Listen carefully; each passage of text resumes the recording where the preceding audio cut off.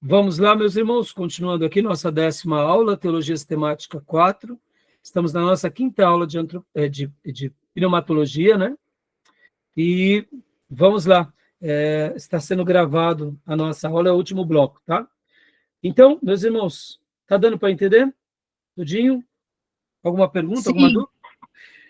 Vamos lá, então, livro e texto, irmãos, abram, né, o livro de vocês na página, capítulo de número 635, eu só vou fazer algumas citações aqui, né? Eu gostaria de trabalhar aqui com vocês, principalmente nesses gráficos que estão aqui. Olha, no primeiro gráfico que está ali na figura 39.1, na página 642, tá?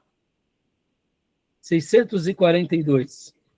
O autor ele está falando aqui, meus irmãos, sobre o que significa o batismo no Espírito Santo, né? E aqui ele está fazendo aquela figura, né? Que a gente já mostrou há pouco, vou até compartilhar aqui com vocês também, com esse material que eu digitalizei, só para facilitar um pouco com vocês, tá bom? Então, vamos lá. Aqui na página, né, 642, no seu novo livro, Elisângela, deve ser outra página, né? Na página 1045. Joia. Então, deixa eu pôr aqui o gráfico. Esse gráfico aqui, esse desenho aqui, tá bom? Meus irmãos, alguma dúvida sobre esse desenho? Sobre essa figura, né? Sobre esses acontecimentos? Então, não se esqueçam, meus irmãos, que, né, aqui, né, podem ver, como nós aprendemos no Antigo Testamento, é a figura do Pai que está mais em evidência, o Filho e o Espírito Santo, eles estão mais ao lado. No nascimento de Jesus, que é o ano 0 aqui, né? Geralmente, a era, quando começa o ano 0, vamos colocar aqui um ponto, né? Vamos colocar aqui o ano 0. Do ano 0, e aí, de uma forma, eu diria, em especial, até o ano 30, né? Aqui é quando o Filho entra em evidência, o Pai e o Espírito Santo ficam ao lado. Do ano 30 até o ano 33, né? Percebam, aqui é o ano 30, quando Jesus começa o ministério dele. É aqui quando o Espírito Santo é derramado sobre Jesus de forma corpórea. Percebam, o Espírito Santo começa já a se apresentar. E aí ele vem sobre o Cristo. Lembrando, meus irmãos, como disse muito bem o Nicodemos nos vídeos que eu passei para vocês, o possuidor do Espírito Santo é Jesus. É Jesus quem batizou a sua igreja do Espírito Santo. É Jesus quem te batiza, tá bom? Quem possui é ele compartilha conosco. Assim como Moisés compartilhou o Espírito com os seus demais líderes, Jesus compartilha o seu Espírito com cada servo seu, com cada filho. E aqui no Pentecostes, porque aí Jesus morre e depois ele ressuscita, 40º dia, e aqui em Pentecostes vem, de fato, o Espírito Santo, e aqui nós estamos. E aqui, meus irmãos, como eu mencionei, é o grande momento da igreja. E toda vez que a igreja se esquece do Espírito Santo, a igreja, mesmo tendo forma de igreja, jeito de igreja, palavra de igreja, ela perde a sua essência, porque ela não está sendo conduzida pelo Espírito Santo. Ao mesmo tempo, a figura de linguagem que se destaca é essa que a gente vai ver nas próximas figuras. Quanto mais eu me entrego ao mundo do Senhor, a santidade, a consagração, mais pleno eu me torno do Espírito Santo, tá bom? Então, olhando aqui as nossas figuras, né, o livro-texto ele vai trabalhar com bastante ênfase essa questão, vai mostrar, mais uma vez, tudo aquilo que a gente trabalhou nos nossos resumos, né? E eu quero ir para a próxima figura aqui. Tudo bem sobre essa figura? Nenhuma dúvida? Algum comentário, meus irmãos? Continuando aqui, né, o material, e aqui seria o que ele falou há pouco, né, sobre o cristão de duas formas, ou de duas espécies, né, que é o não convertido e o convertido. Irmãos, podem ver que a leitura que eu fiz há pouco com vocês, no módulo anterior do John Stott, falando a diferença entre o batismo e falando sobre a plenitude ligada mais a essa característica normativa, aonde eu me inclino, aonde eu me rendo, aonde eu recebo, né? Porque o batismo é Jesus quem faz em nós, e a plenitude foi o que eles recebem, ou seja, eu me desloco a me encher mais, eu me desloco a crescer mais, eu me desloco, e aqui, meus irmãos, quero fazer até uma defesa aos nossos irmãos pentecostais. Porque, irmãos, eu não posso negar que eles, nesse ponto, nos ensinam. Os irmãos pentecostais saudáveis, maduros, eles nos ensinam, sim, a ter muito mais ousadia, muito mais ímpeto, muito mais coragem. E a gente tem que ser humilde e aprender com eles. Isso me faz lembrar uma certa ocasião, na nossa igreja tínhamos um obreiro, que ele era ministro de música, mas ele amava a evangelização, então ele pregava no trem. Ele pregava no trem. E eu, né, fui cuidando desse irmão, e esse irmão sempre fazendo os trabalhos no trem. Durante muitos anos eu trabalhei em São Paulo, eu ia trabalhar de carro, e depois eu comecei trabalhando de trem, né? E muitas vezes eu encontrava esse irmão e os outros irmãos, e esse irmão ganhou para Jesus vários outros irmãos. E o curioso é que eu discipulava todos eles, e quando eles me viam no trem, eles queriam que eu pregasse, porque afinal de contas o pastor deles agora, né, estava ali. E eu lembro que eu brincava com eles, falava, irmãos, Deus separou vocês para o trem. Porque quando eu tentava pregar no trem, meus irmãos, sabe assim, eu pregava, mas eu não atingia, eu não me sentia sendo usado por Deus.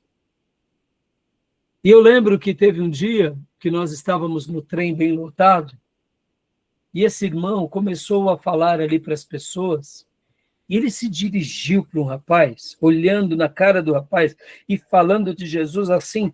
Eu falei, meu Deus, é hoje que a gente vai apanhar. Você vai tomar a surra aqui. E ele falando, e assim, e aí ele terminou e falou, e você aceita Jesus? E o rapaz falou, eu aceito. Eu pensei, né? Claro que não vai aceitar. Falando desse jeito. Aí, tá entendendo, professor de teologia, irmãos? Meu dom é ensinar, é formar. E na hora que ele fez tudo isso, o rapaz, eu aceito. Eu fiquei assim, eu falei, Deus, o Senhor faz coisas que a gente não explica. Não é verdade, irmãos? Eu estava já vendo ali a surra, entendeu? Vamos tomar a surra. Que a maneira, ele foi assim, ele teve uma ousadia linda, mas que até me assustou. E depois que ele orou ali com o rapaz entregou a vida a Jesus. Eu só louvei a Deus porque eu falei, Senhor, o Senhor distribui dons distintos, variados, e usa cada um como o Espírito Santo quer. Então, por que eu estou fazendo esse elogio, irmãos? Porque quem recebeu o dom de evangelismo, ele tem uma ousadia diferente da gente que é professor, que é pastor. Irmãos, e entendam, hein? Está diante de vocês alguém que já ganhou muita gente para Jesus, viu? Olha, eu ganhei já muita gente para Jesus, mas meu evangelismo mais é no ombro a ombro. E esses irmãos, quando eles me viam no trem, eu falava, não, deixa eu curtir aqui, deixa eu interceder por vocês, porque eu amo pregar de uma forma mais pessoal. Não que eu não ame pregar, já preguei em praças, em cruzadas de evangelismo, já tive, mas, irmãos, o dom que Deus me deu foi para ensinar a igreja, foi para ensinar alunos, treinar obreiros, entendeu? E eu não tenho dúvida disso. Eu acho que é muito mais fácil pessoas aceitarem Jesus com as minhas aulas do que eu pregando na praça, entendeu? Porque é o dom que ele me deu. então eu sigo o meu chamado, assim, a minha vocação. Mas perceba, essa ousadia nós aprendemos muito com os irmãos o quê? Pentecostais. Porque deixa eu só dizer uma coisa aqui para vocês, irmãos. Em 1500, com Lutero, a igreja teve uma reforma chamada reforma teológica. Eles estavam nas doutrinas erradas e agora Lutero traz para a palavra. E vem Calvino e fundamenta tudo isso. Maravilhoso. Aí a igreja passa 400 anos sendo ministrados na palavra. Tem os seus altos e baixos. E aí depois, na virada do século XX, com o movimento pentecostal, e um pouco antes, inclusive, vem o que? Vem o movimento pentecostal, depois vem o movimento avivados, carismáticos, e agora a igreja passa por uma reforma eclesiológica. Como assim, pastor?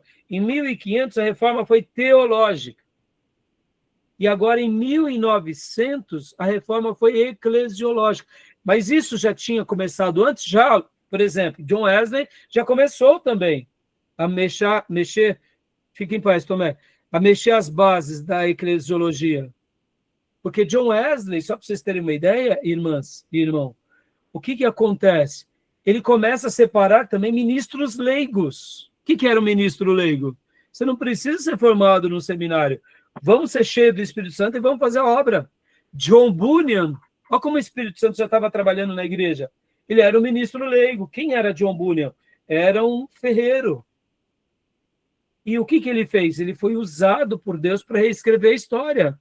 Então, olha só que interessante. John Bunyan, por exemplo, ele não tinha formação acadêmica, mas os professores de teologia, os pastores iam vê-lo pregar, depois que ele foi liberto da prisão. Irmãos, John Bunyan não só tem o Peregrino como texto, e a Peregrina. Ele tem mais de 40 livros. Ele foi um dos pregadores mais influentes dos seus dias, e ele era leigo. Percebam, então, o Espírito de Deus sempre foi trabalhando, mas eram poucos os ministros leigos. E com o movimento pentecostal e avivado, e carismático, o que aconteceu? Essa igreja, que era dividida entre pastores, reverendos e membros, agora entendem que todos têm dons. Por isso que a gente chama de reforma eclesiológica. Hoje é muito comum, até numa igreja batista tradicional ou presbiteriana, eles despertarem os dons e talentos dos irmãos. Por quê? Porque houve essa mudança no seio da igreja.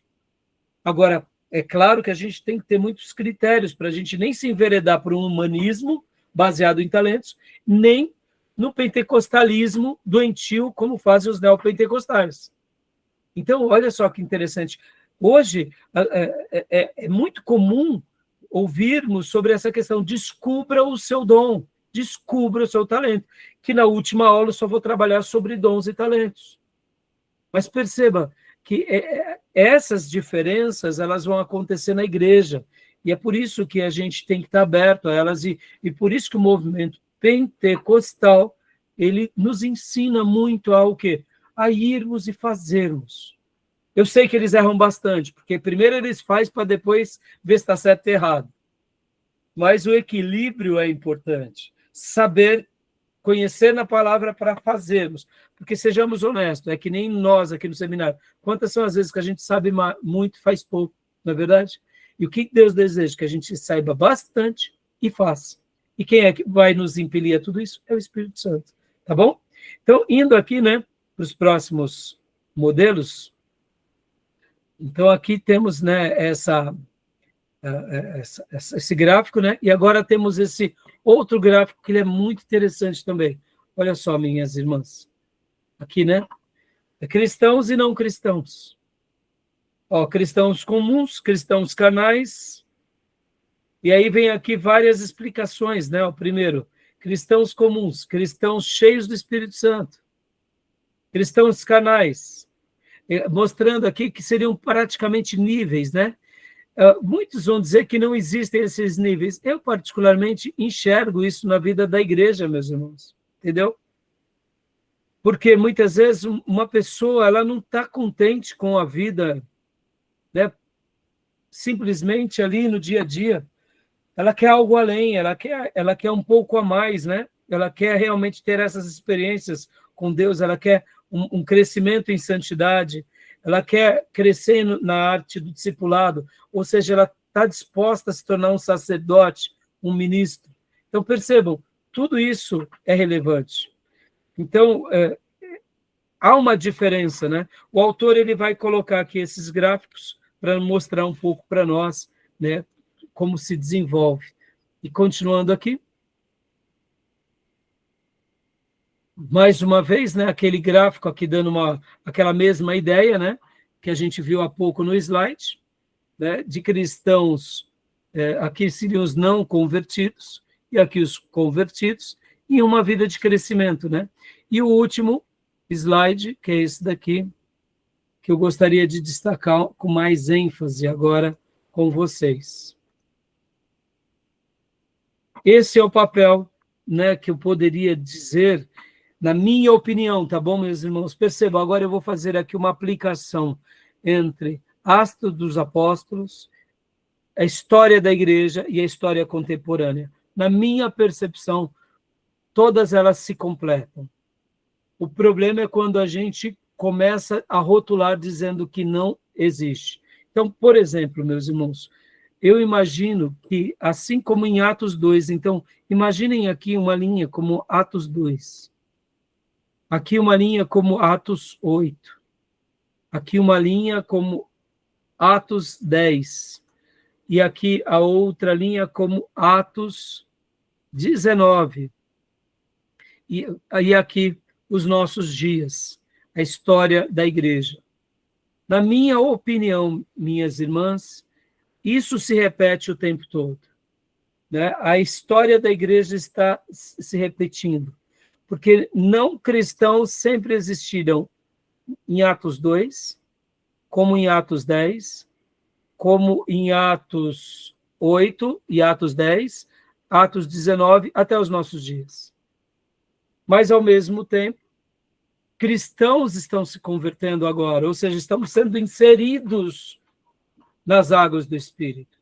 Estamos entrando nessa fase que é uma fase espiritual.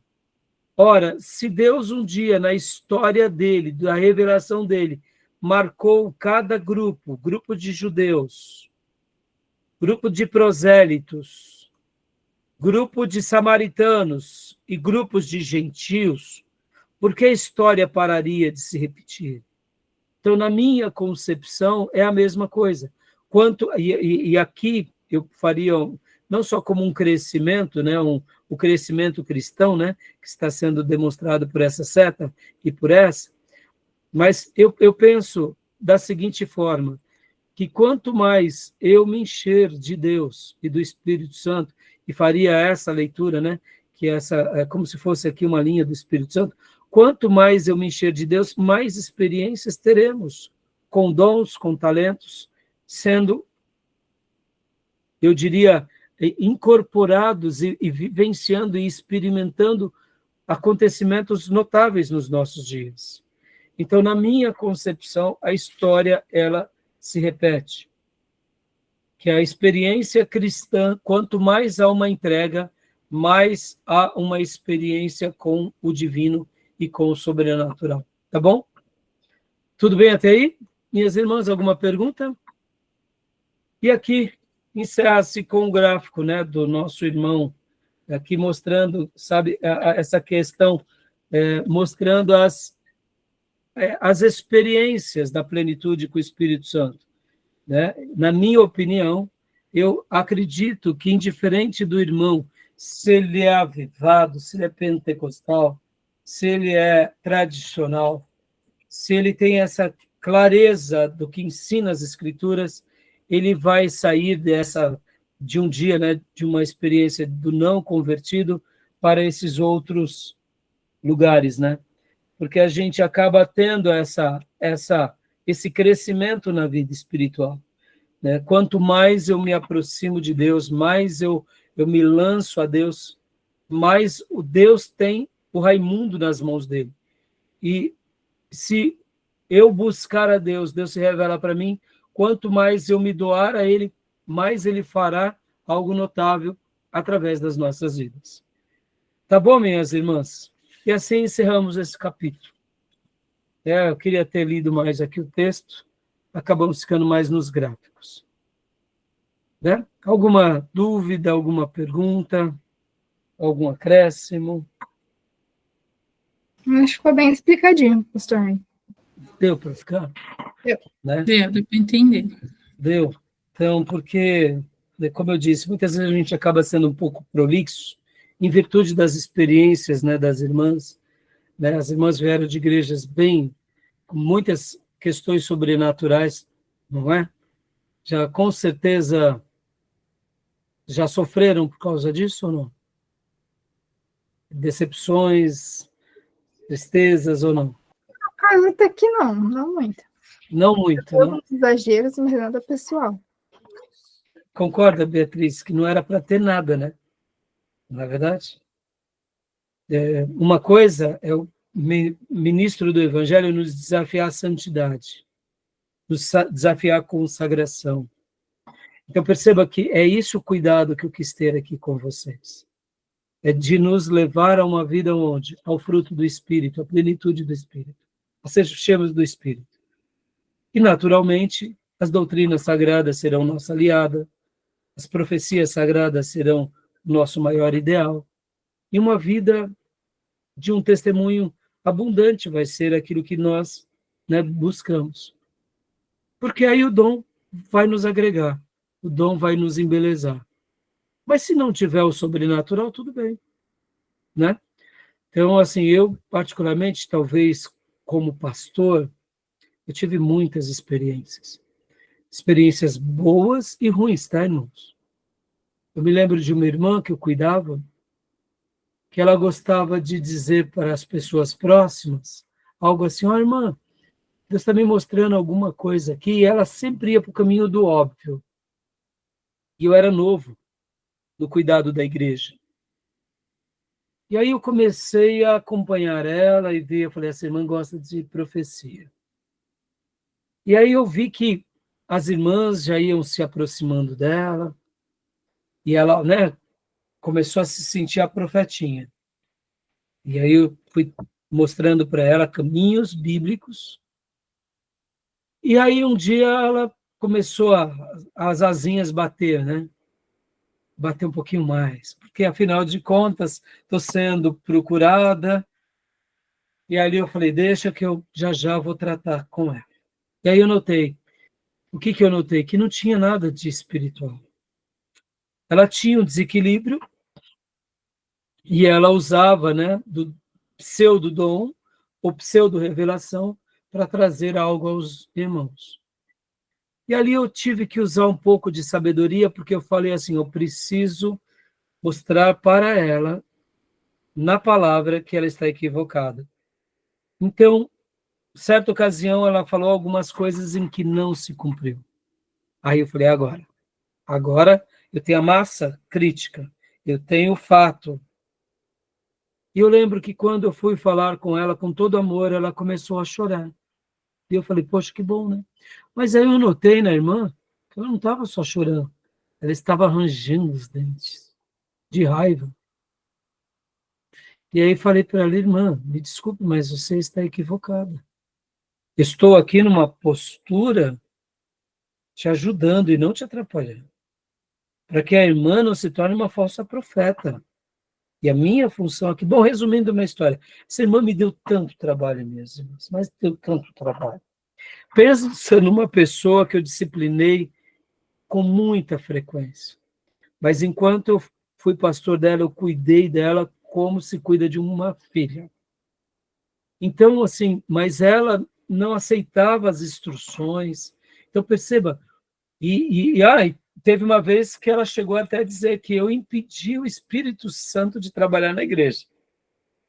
Porque quando eu estava no culto, eu retinha o Espírito Santo. Eu sou muito poderoso, né, irmãs? Imagina, né? Eu retenho o Espírito Santo. Ou seja, né? Essa irmã, depois de muitos anos e depois de muitos tombos, ela saía da igreja, voltava. Ela, vamos dizer assim, parece que aprendeu um pouco. Por que eu estou falando isso? Percebam, olha que tarefa dura e árdua foi a minha. Eu acredito, sim, que existem dons de profecia. Só para finalizar, a gente vai trabalhar no dom, né, na última aula. Hoje, a grande profecia de um pregador é a Bíblia, meus irmãos. É a Bíblia, tá bom? Todo pastor piedoso é um profeta. Ponto. E ele fala em nome de Deus. O que é ser profeta? É falar em nome de. Então, um tradicional, um avivado, um pentecostal bíblico, ele é um profeta. E esses que usam dons mirabolantes? Não necessariamente. E o dom de profecia inspirativo, que seria aquele que Deus até revela algumas coisas que vai acontecer na vida de um irmão e de uma irmã. Existe? Claro que existe. Deus é Deus, ele pode fazer o que ele quiser.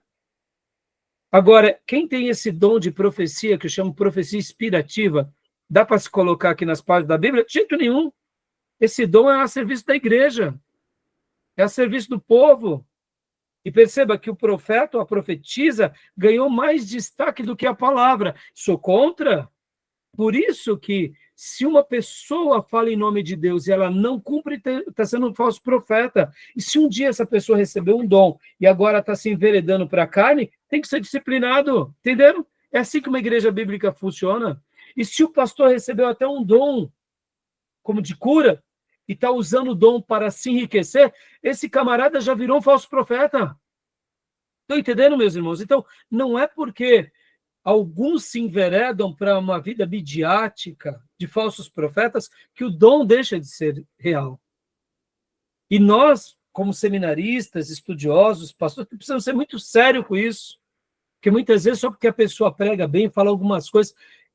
Irmãos, a gente tem que ser muito sério. Então, percebam que, resumindo aqui, fechando, sejam cheios do Espírito Santo e vivam uma vida no fruto do Espírito. E deixe o Espírito Santo os conduzir. E que essa vida normativa possa conduzir o dia a dia de vocês. E fique certo disso. Afirmo sem medo de errar. O Espírito Santo nos surpreenderá. Deus fará coisas lindas. E quando ele fizer, seja humilde, dê um passo para trás, olhe para os céus e glorifique a Deus. Porque ele estava usando um vaso. E que jamais você ou eu se envaideça. Por quê? Porque Deus escolheu usar pecadores como nós. Então, se a gente for se gloriar, que a gente se glorie apenas nele. Mas que sejamos, sim, sejamos usados por Deus.